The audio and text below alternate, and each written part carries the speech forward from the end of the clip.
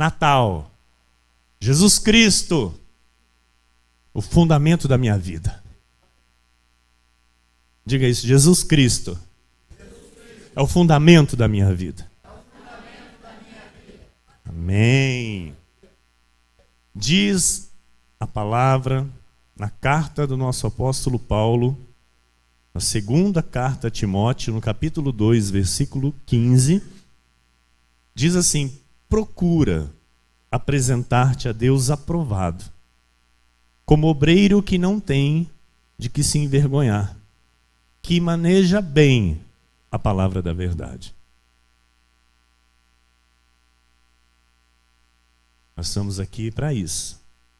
Aprender a manejar bem a palavra da verdade. E nos apresentar diante de Deus aprovados. Não reprovados, mas sim aprovados. Amém? Sem termos do que se envergonhar. Feche teus olhos, curve tua cabeça. Vamos orar ao Pai.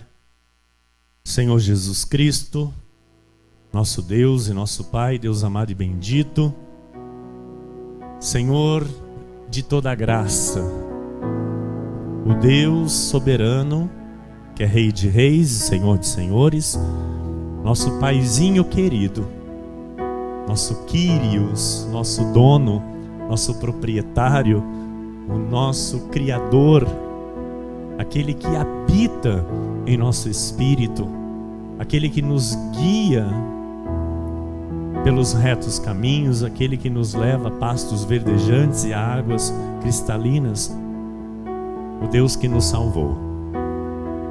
Senhor, eis-nos aqui, Pai, para aprender com o Teu Espírito, para manejar bem a palavra da verdade e não termos, ó Deus, do que nos envergonharmos diante de Ti.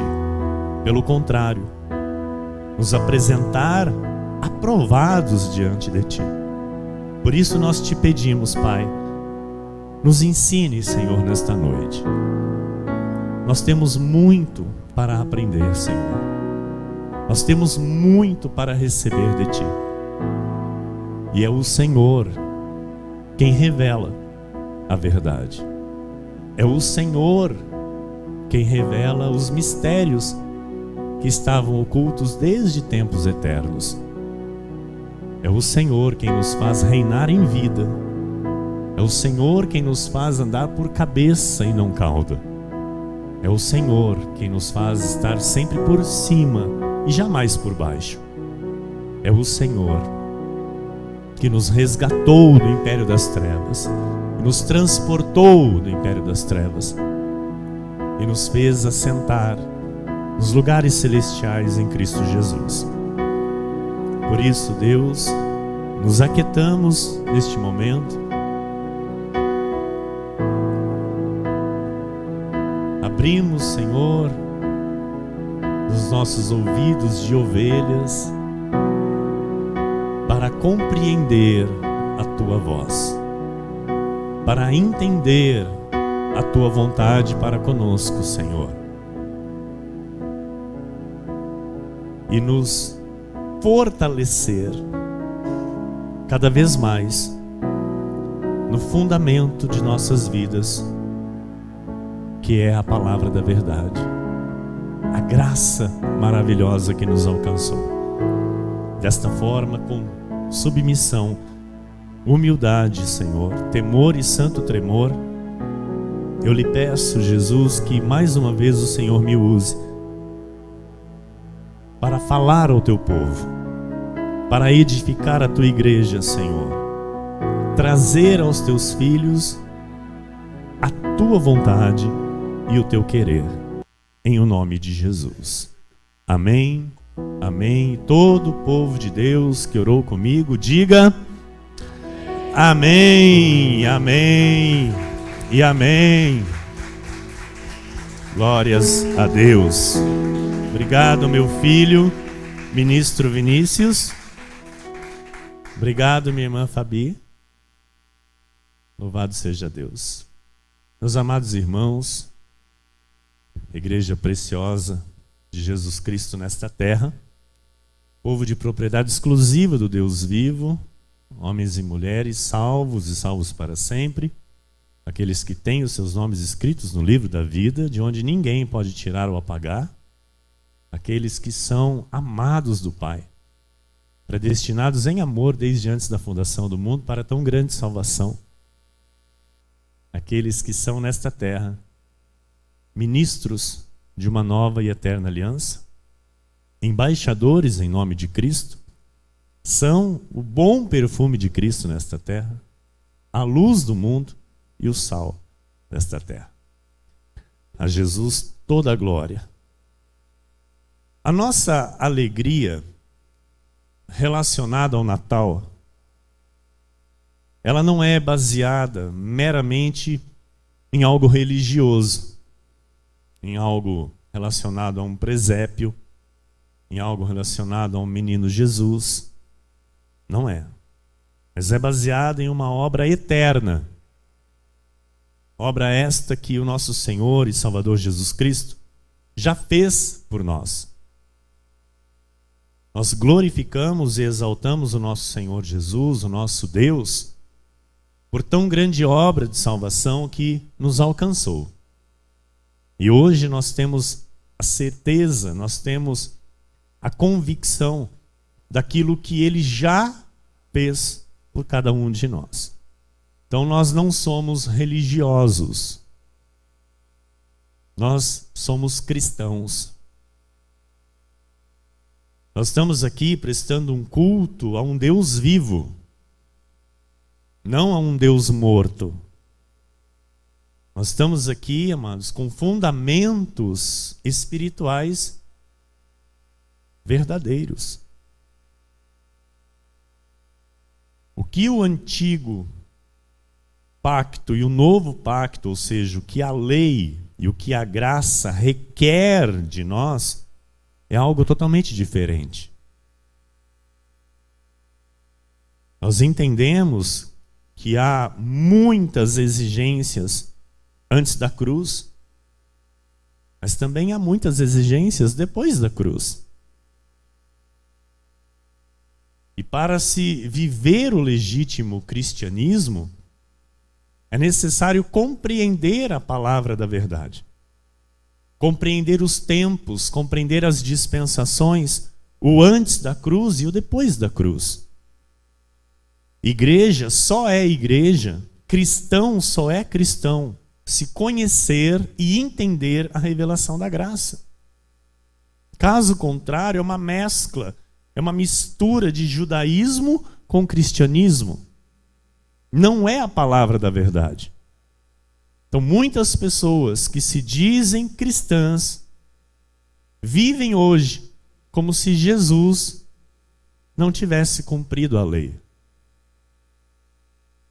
Como se ainda Jesus não tivesse sofrido e pago o preço altíssimo para pôr fim à lei na cruz do Calvário. E nós não temos parte com o velho pacto. Nós não temos parte com a velha aliança, com aquilo que já caducou, que já não vigora, que são os sacrifícios, as abluções, os 613 mandamentos de Moisés, os batismos, os jejuns, o óleo, o óleo de jarra. Você ria? É sério. É sério. As igrejas estão aí vivendo o antigo pacto pela falta do conhecimento. Tudo isso, amado, é antes da cruz. E o que foi antes da cruz não tem mais nenhuma validade. Nenhuma validade. Se não houver conhecimento do antes e o depois da cruz, não há possibilidade de se viver o cristianismo. E todo filho de Deus que é chamado por Jesus, amado, ele é chamado para viver o cristianismo. Ele não é chamado para viver um pacto misturado com o judaísmo e cristianismo. É necessário entendermos isso. Ah, pastor, mas tem uns que são chamados para a lei. Não, não é chamado para a lei. O problema é que os homens hoje tornam a lei ainda algo forte, algo vivo. E não aceitam totalmente a graça do Senhor. E anulam a cruz de Cristo. Anulam a graça do Senhor. E o Senhor nos levantou para combater isso. Nós estamos numa guerra espiritual, sim. Porque viver um pacto mesclado, amado, é desgraça. Eu vivi por um tempo, e graças a Deus foi um pequeno tempo, num pacto de desgraça, que era a lei misturada com graça. Era batismo, era jejuns, a calça ficava dançando, né? Perdia 12, 13, 14 quilos, quase ficava doente, ficava irado, porque ficar com fome, amado. Pergunta para o presbítero Marcelo. O que é um homem com fome? Fica bravo. Então eu ficava irado, sem paciência, e estava lá, dizendo que estava recebendo o poder de Deus. Que poder de Deus que eu estava recebendo, amado? Então, sabe, essa falta de entendimento traz desgraça. Por isso que Paulo fala que aquele que está debaixo de lei está debaixo de maldição. E nós estamos nesta guerra, levar a verdade, levar o conhecimento às ovelhas de Cristo. Um dia, o Senhor abriu os meus olhos. Um dia o Senhor me fez entender. Em Hebreus 7, versículos 18 e 19, diz: portanto, por um lado se revoga a anterior ordenança, por causa de sua fraqueza e inutilidade. Amados, olha para que a lei serve. Para nada. Para nada. A lei não serve para nada. Pastor, mas o batismo na água não serve para nada. Pelo contrário, serve sim. Para fazer vã a cruz de Cristo. Para dizer que a água faz o que o sangue vertido na cruz não fez. Olha que sério que é isso. É o que as pessoas dizem. Não, tem que levar para a água, tem que batizar, porque aí sim a obra vai ser completa. Ou seja, Jesus começou uma obra e o homem agora termina ela. Que participação que tem o homem na salvação, amado? Pergunto eu para você. Nenhuma. O homem não tem participação nenhuma na salvação. A obra é de Cristo. A obra é de Deus. Deus não está escrevendo o nome de ninguém em lugar nenhum.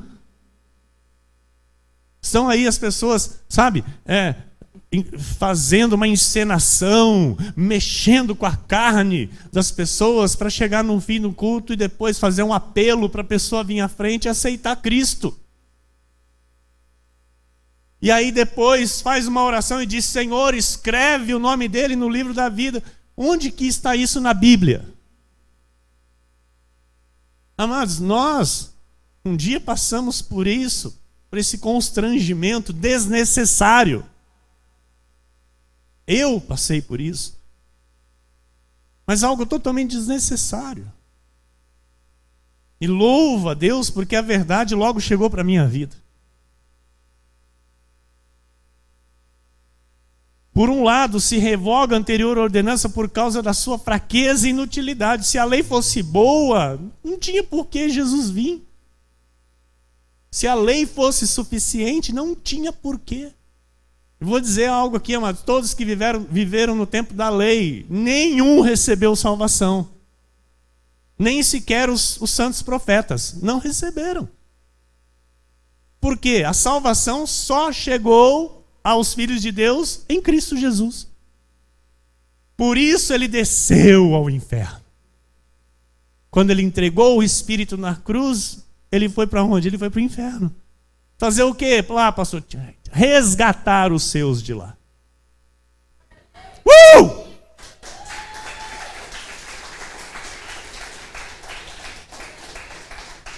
Porque Paulo diz que pela lei ninguém será justificado. Então ninguém foi justificado pela lei. Ninguém cumpriu ali à risca os 613 pontos da lei de Moisés. Versículo 19, pois a lei nunca aperfeiçoou coisa alguma. Está aí. E por outro lado se introduz esperança superior. Aleluia, a graça pela qual nos chegamos a Deus. Isso é maravilhoso, amado. Isso alegra o teu coração? Hebreus 8,13 diz, quando ele diz nova, torna antiquada a primeira. Ora, aquilo que se torna antiquado e envelhecido está prestes a desaparecer. Aqui, graças a Deus, desapareceu. Infelizmente, por aí não. Porque eles ainda pensam que é válido. Jejum, ablução, batismo, o óleo. As igrejas vivem ainda nos dias do Cristo carne, antes da cruz. Quando Jesus derramou seu sangue na cruz, o pacto em vigor foi envelhecido. Foi revogada. A aliança em vigor foi revogada, mano. Então, o que é velho, que tem que deixar de existir, e o que é novo, o que de fato tem validade, tem que estar claro na sua vida. O que é velho, que tem que desaparecer, e o que é novo, que de fato tem validade, e que diante de Deus faz com que Ele mova as promessas na sua vida. Isso tem que estar claro na tua mente, nos teus pensamentos. Romanos 7, 1-6 diz, porventura ignorais, irmãos, pois falo aos que conhecem a lei, que a lei tem domínio sobre o homem em toda a sua vida? Ora, a mulher casada está ligada pela lei ao marido enquanto ele vive. Mas se o mesmo morrer, desobrigada ficará da lei conjugal, de sorte que será considerada adúltera, se, vivendo ainda o marido, unir-se com outro homem. Porém, se morrer o marido, estará livre da lei, e não será adúltera se contrair novas núpcias. Assim, meus irmãos, também vós morrestes relativamente à lei, por meio do corpo de Cristo, para pertencerdes a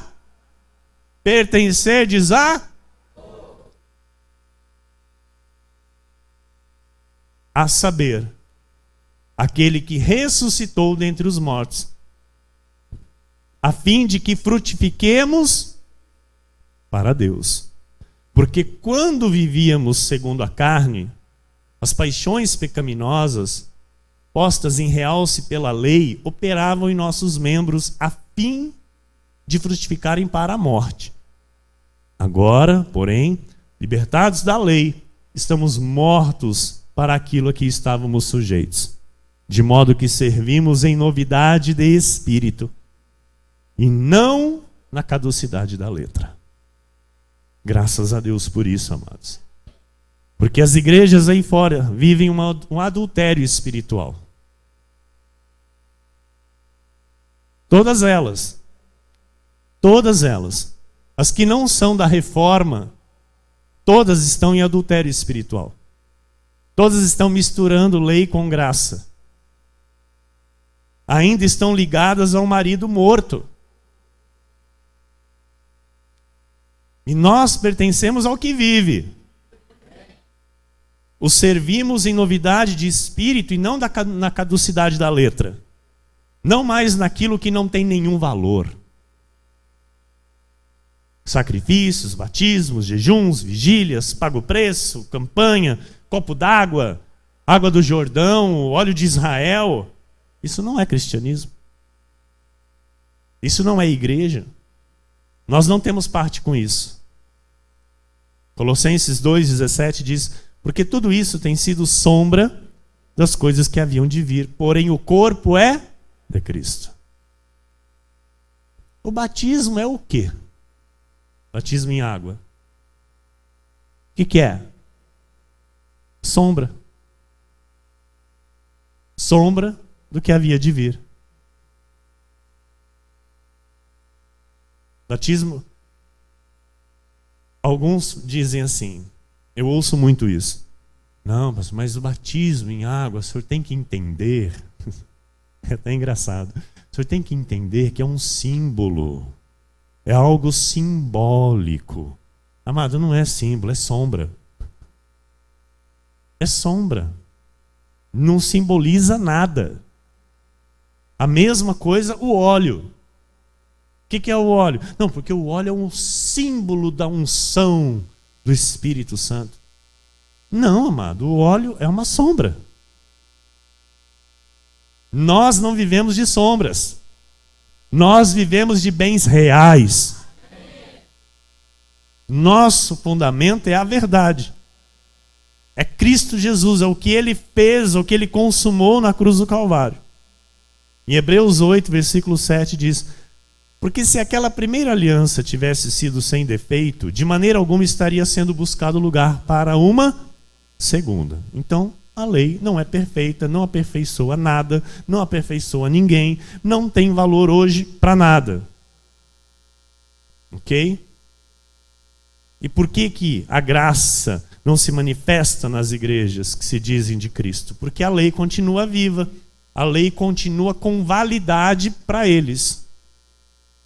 Hebreus 9, 8 a 10 diz: querendo com isto dar a entender o Espírito Santo que ainda o caminho do santo lugar não se manifestou, enquanto o primeiro tabernáculo continua erguido.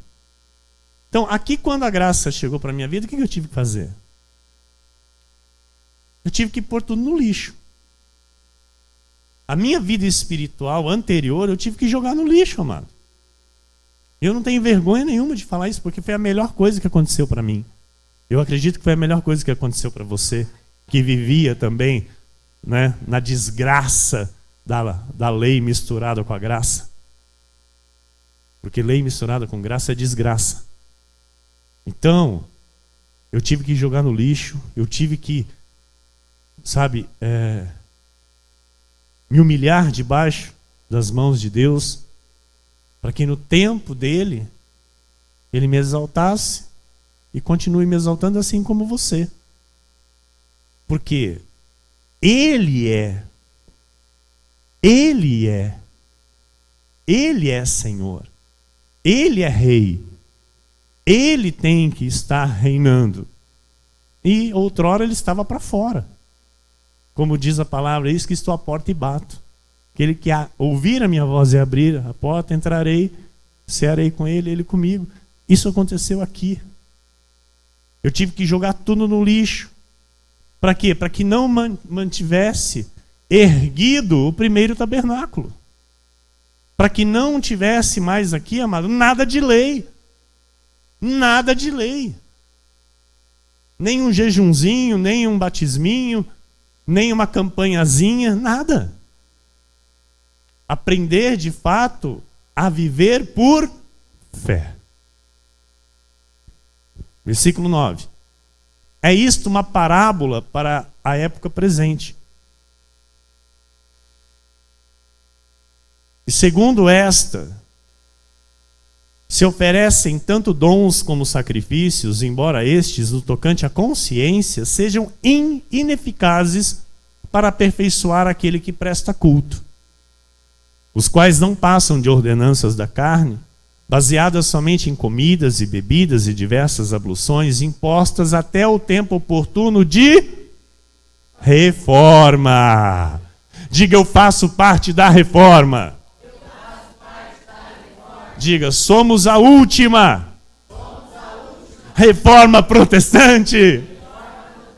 Uhul! Glória a Deus, igreja! Nós somos bíblicos.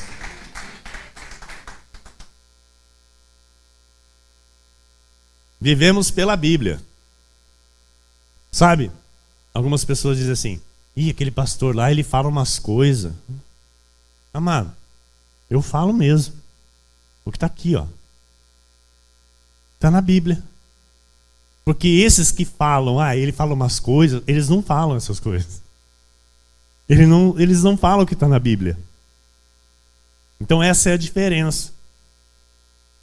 E aí eu que sou o endemoniado, eu que sou a praga, eu que sou a peste, eu que sou antibíblico, e eles são profetas de Deus.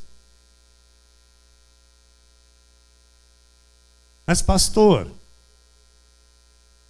então eu não devo crer no Velho Testamento? Porque tem pessoas também que já disseram isso. Então eu vou rasgar o Velho Testamento? Lógico que não. Eu não estou dizendo isso aqui. Toda a Escritura ela é verdadeira. A questão é, eu preciso conhecer as Escrituras, eu preciso entender as Escrituras. O que Jesus disse? Errais por não conhecer as Escrituras. Então, quando eu não conheço, eu erro. 2 Timóteo 3, 16, 17, Paulo diz assim: toda a Escritura é inspirada por Deus. Toda a Escritura. E útil para o ensino, para a repreensão, para a correção, para a educação na justiça, a fim de que o homem de Deus seja perfeito e perfeitamente habilitado para toda boa obra. A questão é, toda a Escritura é proveitosa, mas o filtro de toda a Escritura são as 14 epístolas de Paulo. É isso que tem que ficar claro. Então, viver com os fundamentos diante da cruz é uma vida inferior. É uma vida inválida. É uma vida antiquada. 2 Coríntios 5, 16 e 17 diz assim que nós, daqui por diante, a ninguém conhecemos segundo a carne, e se antes conhecemos Cristo segundo a carne, já agora não o conhecemos deste modo. Cristo, nos dias da sua carne, era a lei. Ele cumpriu a lei. Versículo 17. Se assim, se alguém está em Cristo, é nova criatura. As coisas antigas já passaram, eis que se fizeram novas. Então aí eu pergunto para você, viver com ordenanças da lei, é possível estar em Cristo? É? Não. É salvo? É salvo. Mas não está vivendo em novidade de vida. Não está de fato totalmente ligado a Cristo. Porque Paulo diz que aquele que tenta se justificar pela lei, ele está desligado de Cristo. Então só está ligado a Cristo verdadeiramente aquele que vive por fé. Então, se eu viver imitando Jesus nos dias da sua carne, eu vivo como um judeu. E eu não sou judeu. Eu sou gentio. Em Gálatas 2,14 diz assim: quando, porém, vi que não procediam corretamente segundo a verdade do Evangelho, disse a Cefas na presença de todos: se sendo tu judeu, vives como gentio e não como judeu, por que obrigas os gentios a viverem como judeus? As igrejas estão fazendo exatamente isso, obrigando os gentios a viverem como os judeus. Tem que fazer isso, tem que fazer isso, tem que fazer isso. Oh, o diabo, oh, o inferno, oh, que Deus... As pessoas não conhecem Deus como de fato Ele é. A maioria dos crentes tem medo de Deus. Ao invés de adorá-lo, sabe, com amor, com gratidão por tudo que Ele é e por tudo que Ele já fez, vão buscar a Deus por medo de ir para o inferno, por medo de diabo, de demônio, porque a maioria dos crentes aí fora, todos eles vê demônio. Todos eles veem demônio. Não, porque eu vi um vulto. Passou aqui o vulto. 7 catacumba. Passou aqui atrás de mim. Os crentes não veem anjos de Deus. Para um pouquinho para pensar nisso. É muito raro você ouvir um crente dizer: olha, o anjo do Senhor passou aqui agora do meu lado. O anjo do Senhor, eu vi aqui agora. Você não ouve isso. Sabe por quê? Porque a maioria dos crentes vivem com medo. Não conhecem a verdade, vivem como judeus, vivem naquela questão de fazer jejum para buscar poder para lutar contra o diabo. As igrejas fazem isso. E eu não conheço, amado, eu particularmente, pastor Emílio, não conheço outra igreja que viva o genuíno cristianismo. A genuína graça de Deus. De acordo com as Escrituras, a Cristo vive é a igreja que não mistura lei com graça. É a igreja que vive a graça de Deus. Eu não conheço outro ministério. A não ser as outras igrejas também reformistas que vivem esta visão. Amém? Então, outra denominação eu não conheço. Todas misturam lei com graça. Gálatas 2:21, Paulo disse assim: não anulo a graça de Deus, pois se a justiça é mediante a lei, segue-se que morreu Cristo em vão. As igrejas estão aí anulando a graça. E somos nós os hereges. Nós que somos a peste. Nós que estamos fora da Bíblia. Então, se temos que passar por águas de batismo, se temos que fazer jejuns, se temos que pagar o preço, para que Jesus morreu? E alguém pode ainda dizer, mas batismo não é lei, pastor. Batismo não é dos pontos de Moisés. Ok. Mas ele foi instituído no tempo da lei. Pelo último profeta da lei, João o Batista.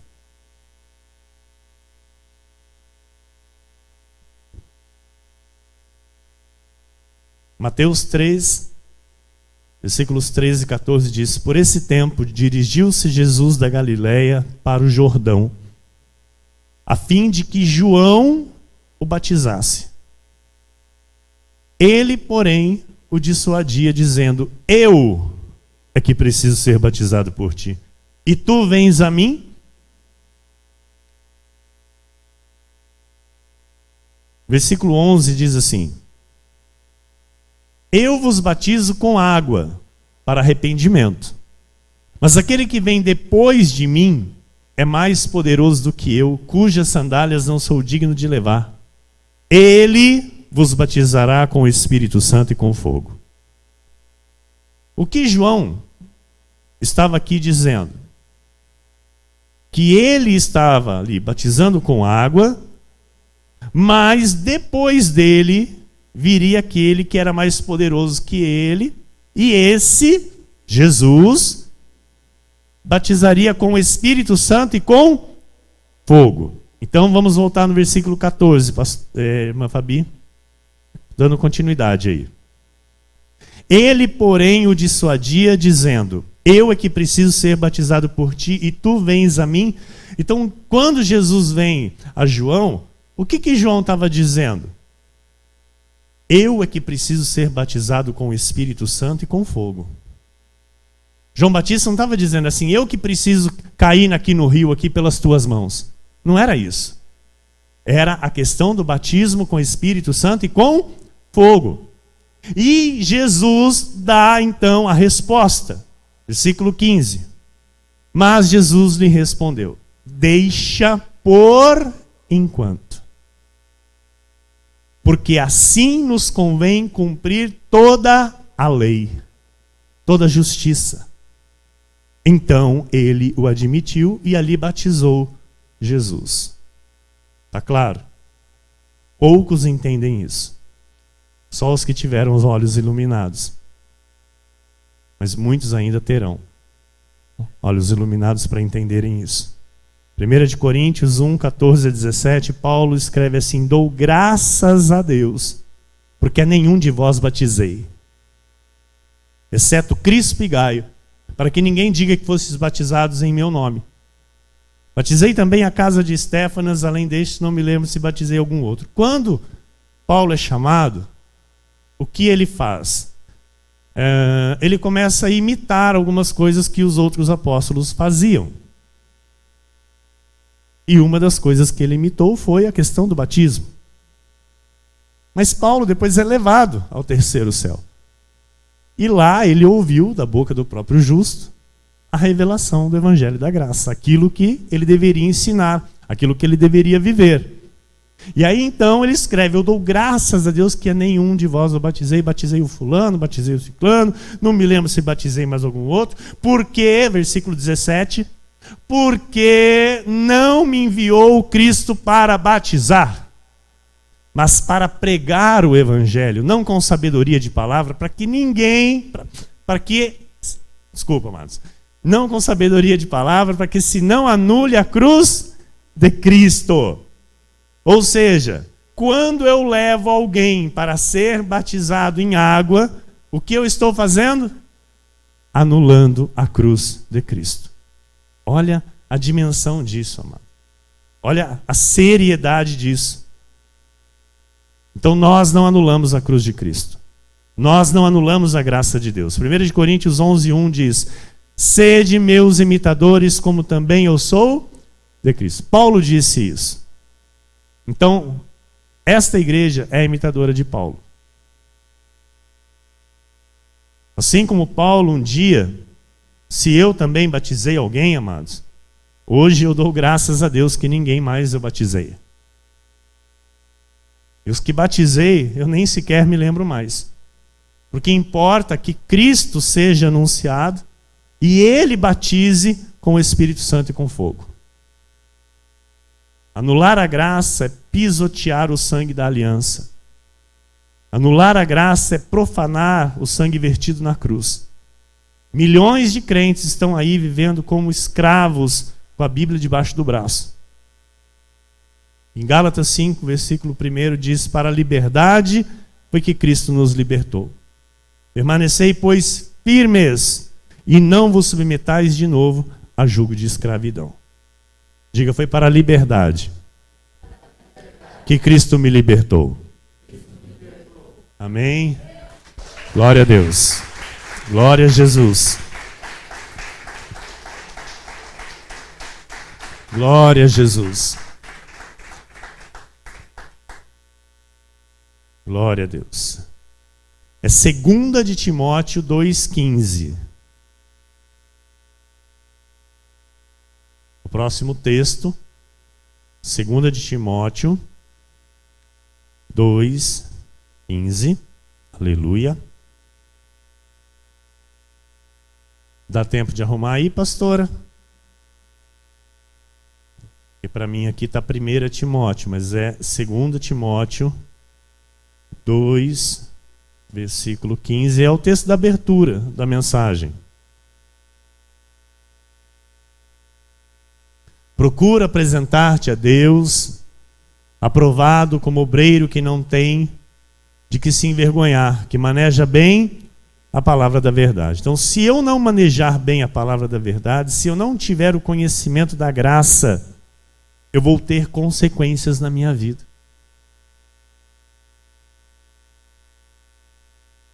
Pastor, mas vai influenciar totalmente.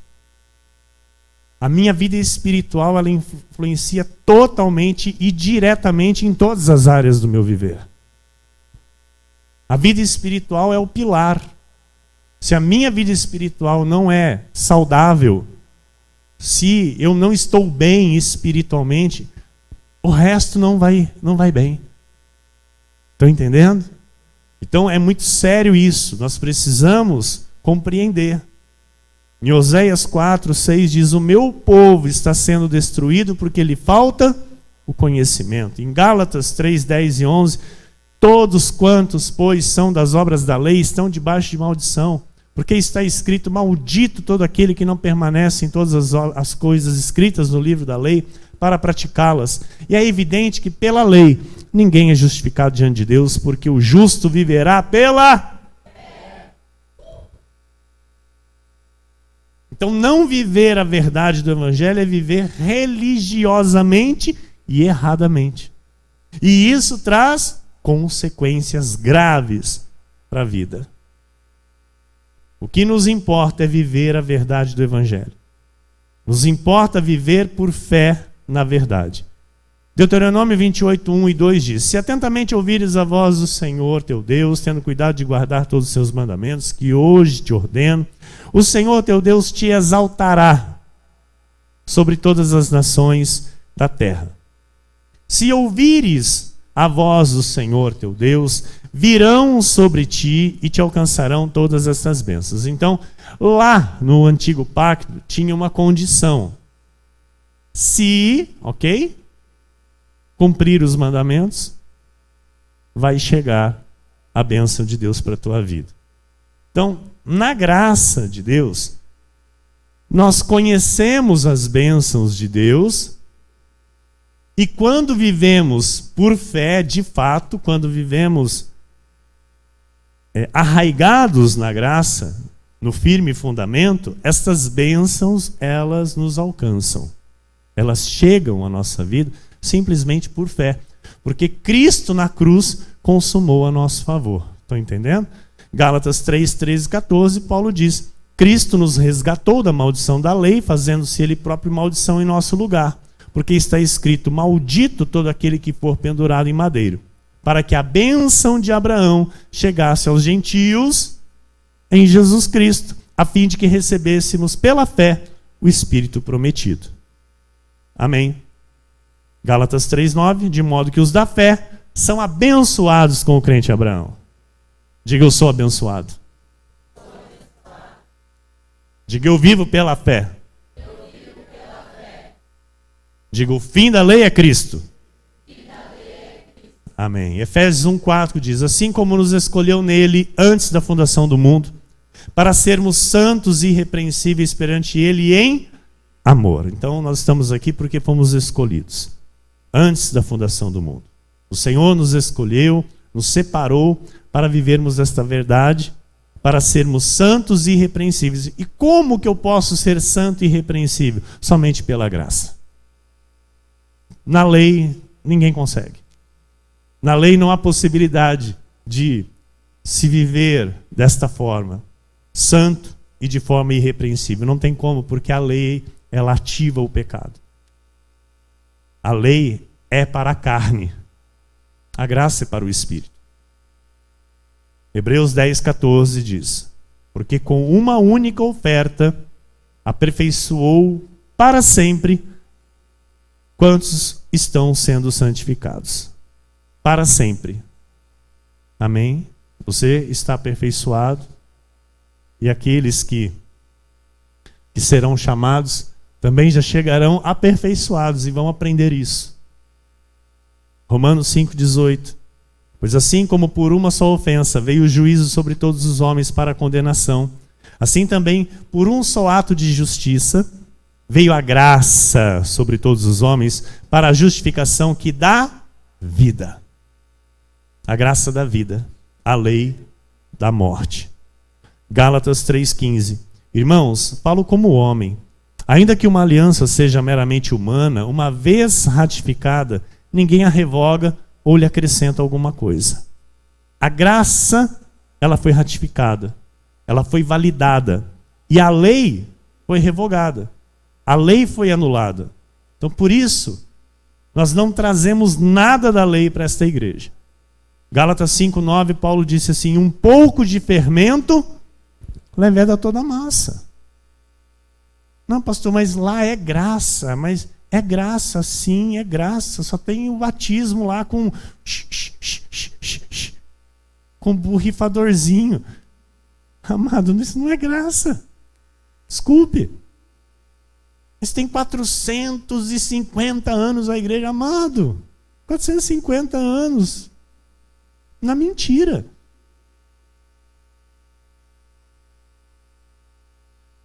Pode ser a maior igreja do mundo.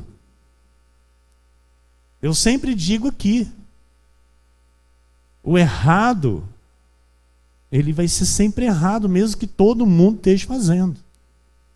E o certo será sempre certo, mesmo que ninguém esteja fazendo. Então ouça, nós não estamos indo pela maioria, nós estamos indo pelo certo, pelo que é certo.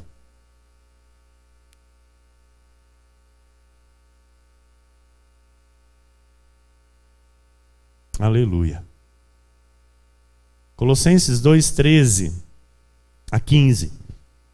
Diz assim: E a vós outros, que estáveis mortos pelas vossas transgressões e pela incircuncisão da vossa carne, vos deu vida juntamente com ele, perdoando todos os nossos delitos. Aleluia. Tendo cancelado o escrito de dívida que era contra nós, e que constava de ordenanças, a qual nos era prejudicial. Removeu-o inteiramente, encravando-o na cruz, e despojando os principados e as potestades, publicamente os expôs ao desprezo, triunfando deles na cruz. Você pode aplaudir, porque o Senhor venceu por você. O Senhor pagou a tua dívida. Aquilo que era prejudicial para a tua vida, aleluia, o Senhor removeu. O Senhor tirou. E hoje você tem vida. Ele te deu vida. Quando você ainda estava morto, Ele te ressuscitou. Romanos 5,5 diz: Ora, a esperança não confunde, porque o amor de Deus é derramado em nosso coração pelo Espírito Santo que nos foi outorgado. Então nós cremos nessas verdades e nós não somos confundidos. Pela fé nós recebemos o amor de Deus e o servimos por este grande amor com que Ele nos amou. E não por medo. A nossa caminhada com Cristo a cada dia nos torna cada vez mais fortes, cada vez mais firmes. Independente de circunstâncias, independente de situações contrárias que vêm para nossas vidas. A situação contrária, ela chega. Mas sabemos que todas as coisas cooperam para o bem daqueles que amam a Deus, que são chamados segundo o seu propósito. Então, até mesmo uma situação contrária na nossa vida vai cooperar para o nosso bem. Às vezes, os nossos olhos naturais estão achando que aquilo é o fim do mundo, que aquela situação é algo para nos trazer dor, sofrimento, tristeza, nada disso. Aquilo vai cooperar para o teu bem. Aquilo vai cooperar para o teu bem. Em Mateus 14, 30 a 33 diz assim: Reparando, porém, na força do vento, teve medo. Aqui, a palavra está falando de Pedro, quando ele andou sobre as águas. E começando a submergir, gritou: Salva-me, Senhor! E prontamente Jesus, estendendo a mão, tomou-o e lhe disse: Homem de pequena fé, por que duvidaste? Eu quero parar aqui, fazer um parênteses e dizer para você: homem de pequena fé. Um homem de pequena fé andou sobre as águas. Tem fé aí? Tem fé aí? E olha que coisa, a fé que está aí é a fé dom de Deus. Não era uma fé natural aqui não. Porque antes da cruz era isso, era fé natural, era fé individual. Cada um tinha que, buscar aumentar a fé. Por isso hoje você ouve as pessoas aí: tenha mais fé, tenha mais fé. Eles não entendem que hoje o Senhor Deus repartiu a cada um de nós a fé numa medida perfeita. Essa medida de fé, amado, ela te faz caminhar sobre as águas sem você afundar. Versículo 32. Subindo ambos para o barco, cessou o vento. E os que estavam no barco o adoraram, dizendo: verdadeiramente és o Filho de Deus. Mateus 14, 28 diz: respondendo-lhe Pedro, disse: se és tu, Senhor, manda-me ir ter contigo por sobre as águas. A maior parte do povo de Deus não conhece Deus. Porque quando avistaram Jesus, pensaram que ele fosse um fantasma. Não reconheceram como o Senhor. Não o reconheceram. Ficaram ali naquela: será que é? Será que não é? Aí Pedro: peraí, vamos descobrir já. Senhor, se és tu, manda-me ir ter contigo por sobre as águas. Versículo 29, e ele disse, vem. Aleluia. E Pedro, descendo do barco, andou por sobre as águas e foi ter com Jesus. Então, quando Pedro ouviu que era Jesus, e enquanto ele estava focado em Jesus, ele andou sobre as águas. Quando ele tirou o foco de Jesus, o que aconteceu? Afundou. Então, aí está o grande problema do povo de Deus. E isso, amados, eu digo até aqui, cá entre nós, povo da graça. Quando nós tiramos os olhos de Jesus, nós corremos o risco de afundar. Quando o foco não é mais Jesus, há uma grande probabilidade de afundar.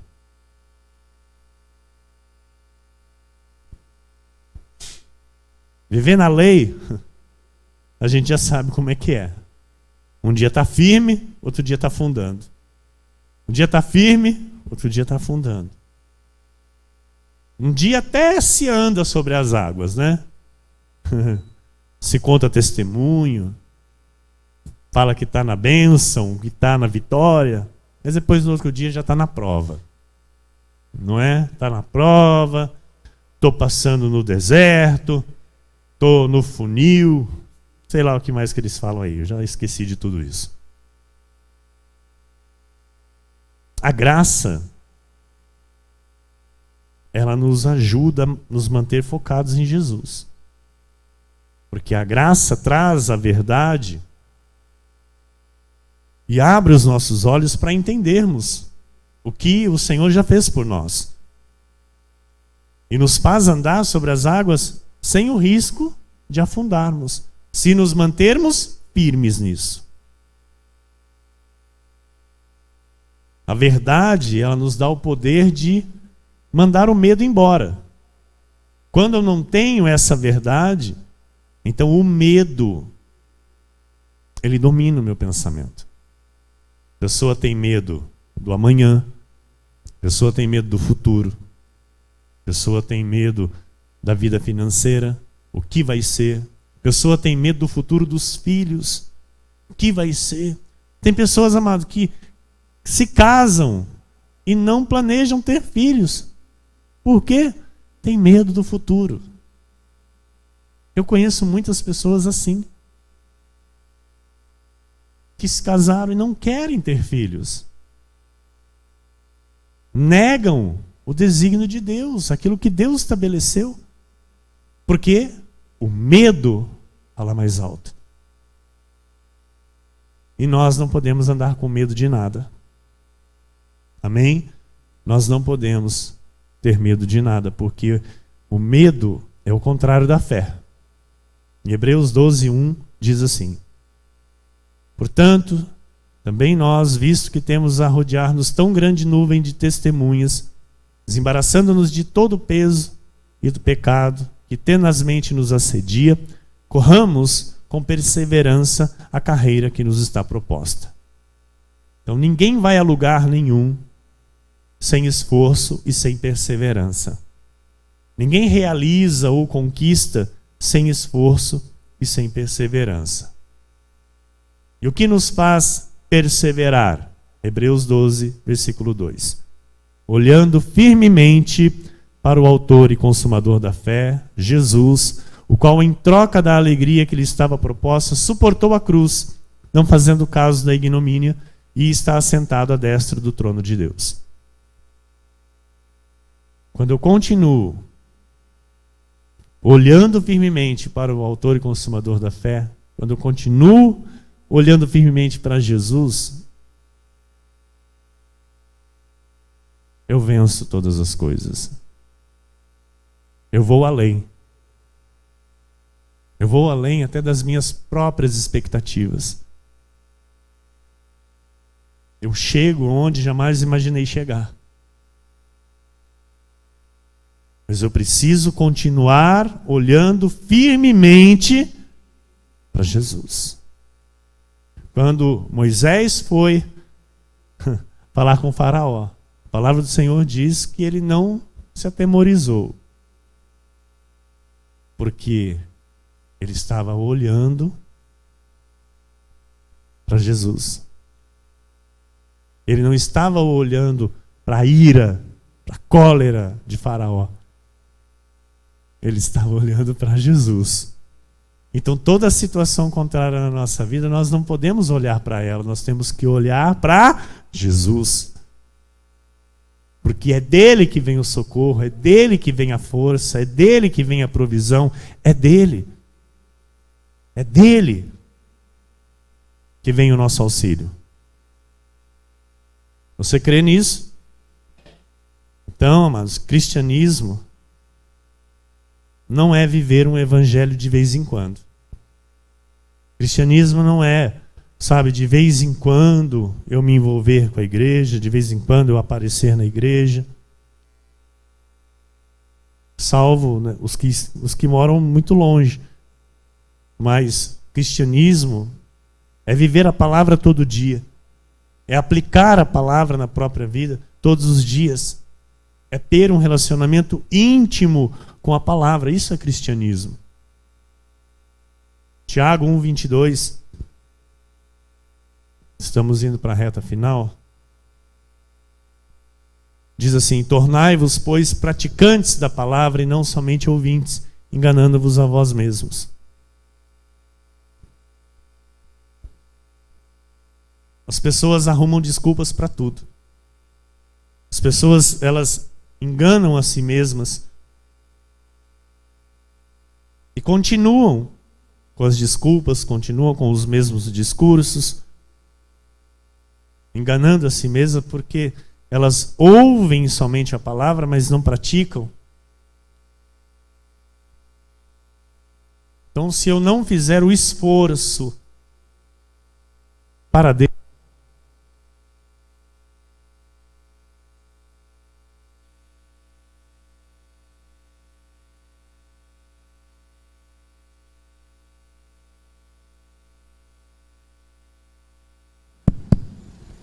se eu não fizer o esforço para Deus, amados, se eu não entregar a Deus aquilo que me custar, tira só um pouquinho o agudo, ministro, por favor.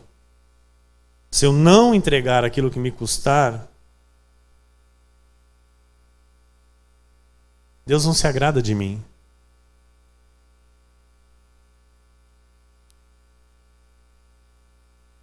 Jesus estava lá.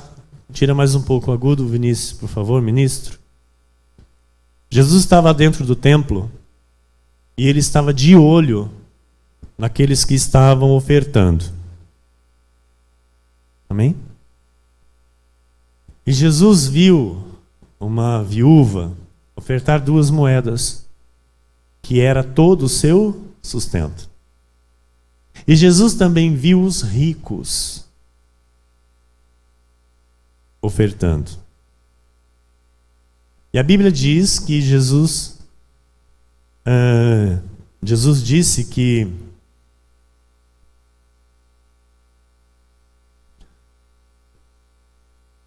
aquela viúva tinha dado mais a Deus,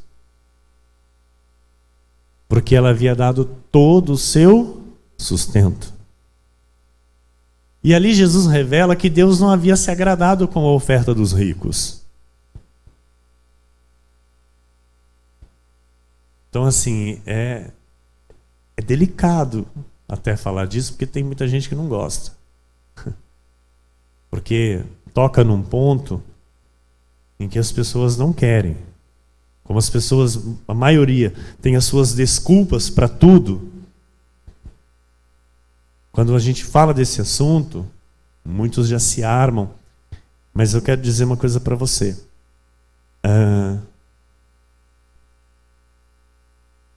Com Deus eu tenho que me esforçar em tudo. Se não tiver esforço para com Deus, é em vão. É em vão. Olha, amado, Os ricos ali, vamos imaginar dia de hoje, o rico chegando com R$1.000 de oferta. E Deus olhando e falando, isso aí é que está te sobrando, né? Mas eu estou dando de coração, mas é o que está te sobrando. Olha que coisa que é isso. Se não tivesse sobrando esses 1.000, você não ia dar esses 1.000. Mas a viúva, ela só tinha aquelas 2 moedas, ela não tinha mais nada. E ela deu. Então aquilo custou para ela. Para os ricos não custou nada, porque estava sobrando.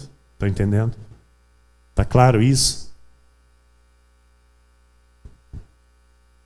Eu vou à igreja quando dá. Eu dou a Deus quando dá. Quando eu tenho os recursos favoráveis a meu dispor, eu dou, eu vou. Quando está sobrando, quando, sabe, não vai me atrapalhar em nada. Eu faço para Deus quando isso não me incomoda. Obrigado, presbítero. Eu faço para Deus quando dá certo. Eu faço para Deus se eu posso encaixar. Ouça, nós estamos aqui para viver a vontade de Deus.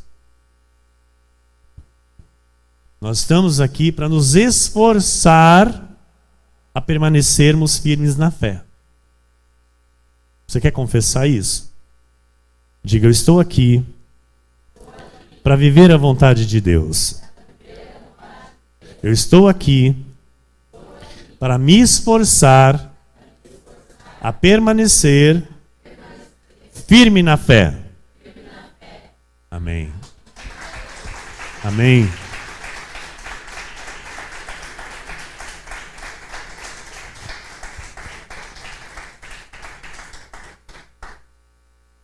Em Josué 1:9, nós terminamos, diz assim: não te mandei eu? Ser forte e corajoso. Não temas nem te espantes, porque o Senhor teu Deus é contigo por onde quer que andares. Não tema. Você foi colocado nesta igreja, você foi colocado neste ministério pela boa mão do Senhor. Ele tem um plano perfeito de vitória para a tua vida. E eu vou dizer algo para você, amado. Esperar em Deus e continuar firme em Deus é a melhor coisa da vida. Acreditar que Deus tem o melhor é a melhor coisa da vida. Porque isso move o coração de Deus e faz chegar à nossa vida aquilo que Deus tem de melhor preparado para nós. Então eu não posso sair aí, sabe, eu querendo fazer as coisas, eu querendo alcançar alguma coisa, porque aí o eu, amado, rouba a glória de Deus. Mas quando eu aprendo a esperar em Deus, quando eu entendo isso que Deus me diz, não te mandei eu, não te chamei eu, agora ser forte e corajoso para andar comigo.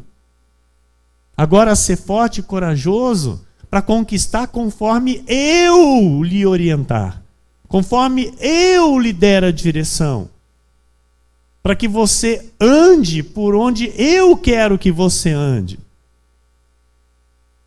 Porque nós estamos aqui nesse mundo, amado, não para vivermos a nossa vontade, não para fazer aquilo que dá na nossa cabeça. Nós estamos aqui para glorificar a Deus, fazer a vontade do Senhor, sabe? Viver a abundância de vida que Ele consumou na cruz do Calvário, felizes, plenos, em todas as áreas da nossa vida. E isso só acontece quando eu me entrego totalmente ao Deus da minha vida, que é o firme fundamento da minha vida espiritual, que é Jesus Cristo. Quando você faz isso, tudo muda. Teu casamento muda, tua vida familiar muda, tua vida profissional muda, tua vida financeira muda. tudo muda. Tudo muda. É o sobrenatural de Deus que se manifesta. Então que isso continue na sua vida, mano, de forma intensa, diariamente. Que você veja diariamente a mão do Senhor a teu favor. Que você viva milagres todos os dias em o nome de Jesus. Que assim seja, porque assim disse o Senhor nesta noite.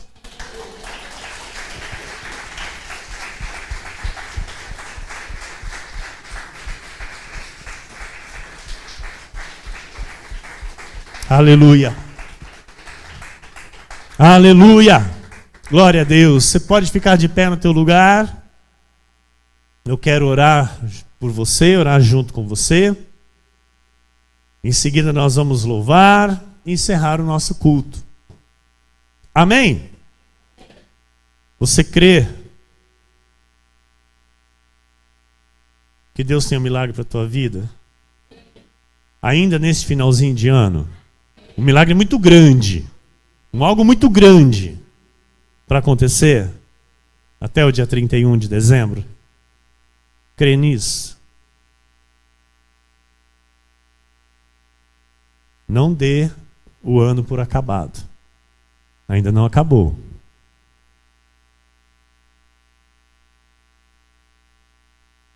Eu creio que eu verei algo grande até o dia 31 de dezembro. Eu creio, amado. Eu creio que, sabe, notícias vão chegar para a nossa vida, trazendo muita alegria.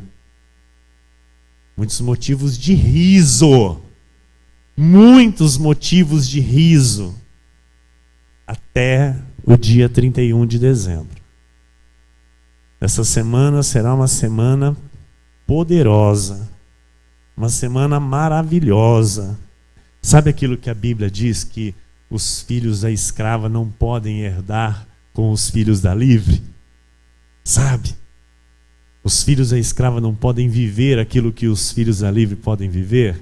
Amado, essa semana nós vamos viver coisas extraordinárias pela fé em Cristo Jesus que nos traz a este lugar. Amém? Glória a Deus. Gostaria que você desse a mão aí para quem está do seu lado, ou abraçasse, fique à vontade, para que oremos ao Senhor neste momento.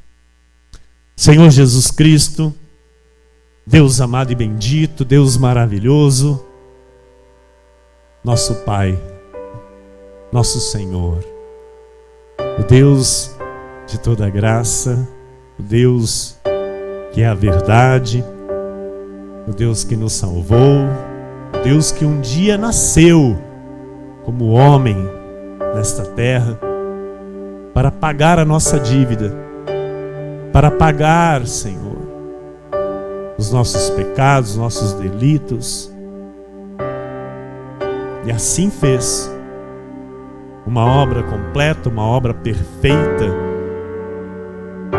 que hoje nos traz a paz, que hoje nos traz alegria, alegria de vivermos, propósito para vivermos. Senhor, muito obrigado, Jesus, por esta noite maravilhosa em tua casa. Obrigado pelo privilégio, Senhor, de recebermos o melhor alimento, de estarmos no melhor lugar,